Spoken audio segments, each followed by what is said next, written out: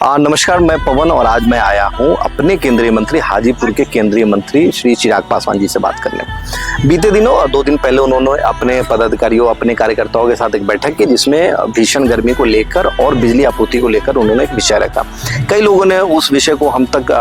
साझा किया और उन्होंने बताया और कई लोगों ने उनको धन्यवाद भी दिया कि उन्होंने बिजली की समस्या को कंसिडर किया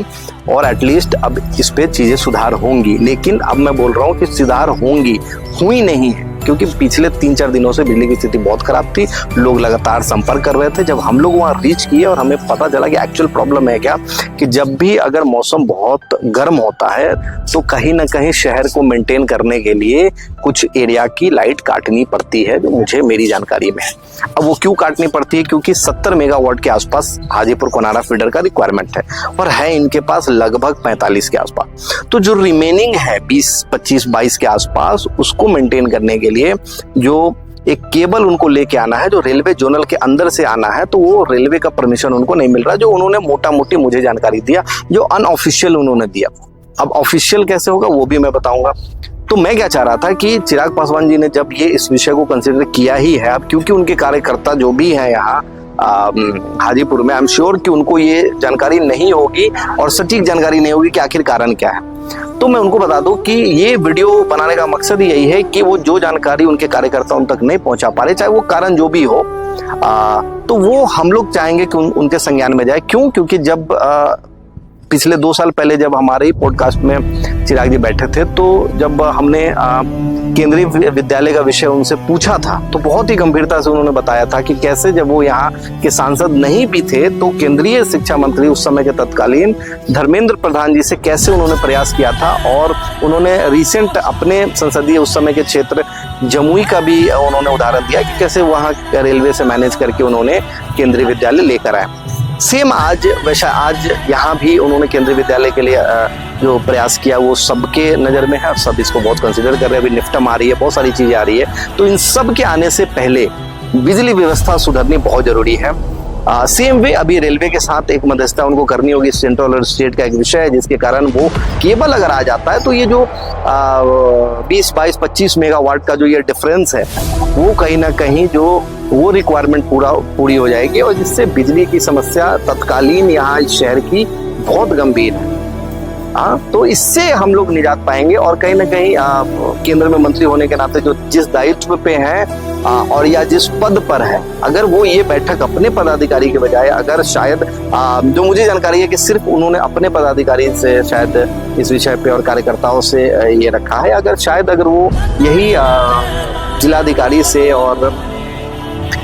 बिजली विभाग के SDO जेई से अगर उन्होंने ये रखा हो तो शायद मुझे लगता है कि ये चीजें अब प्रोग्रेस में आ चुकी होती। और कहीं ना कहीं जैसा कि लोग मुझे जानकारी देते हैं कि जिले में भी जो लोग आए हैं अमुक पद पे, वो कहीं ना कहीं हमारे केंद्रीय मंत्री उनको रिकमेंड करके लेके आए हैं ताकि एक अच्छी व्यवस्था हाजीपुर लोकसभा क्षेत्र में बन सके।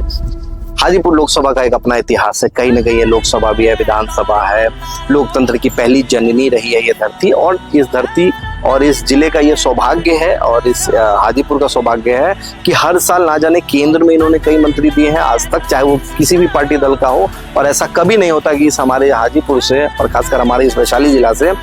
बिहार सरकार में भी 4-5 मंत्री ना हो। हमेशा का ये एक सौभाग्य रहा है। तो ऐसे सौभाग्यशाली जगहों के लिए अगर ये आज भी हम 2026 में ऐसी छोटी छोटी चीजों के लिए अगर हम कर रहे हैं तो कहीं ना कहीं ये गरिमा दोनों की ही जा रही है, इस शहर की भी जा रही है और जितने अमुक लोग हैं इस शहर पे उनकी भी जा रही है। अभी जब हमें ये वीडियो बनाने का मौका मिला, जब आपसे ये वीडियो पहुंचाने की बात हुई, तो हमारे दिमाग में ये सारण की धरती सोनपुर नमामि गंगे हुआ। सोनपुर का जिस तरीके से डेवलपमेंट हो रहा है, यहाँ सैटेलाइट टाउनशिप आ रही है 500 एकड़ में, ग्रीनफील्ड एयरपोर्ट आ गया, हरिहरनाथ कॉरिडोर आ गया, उसके बाद IT हब आ गया, टाउनशिप सैटेलाइट टाउनशिप तो आई, एक और आ गई। तो ये जो उसके बावजूद हम सबके माननीय मुख्यमंत्री जी ने इसे गोद ले लिया, तो जो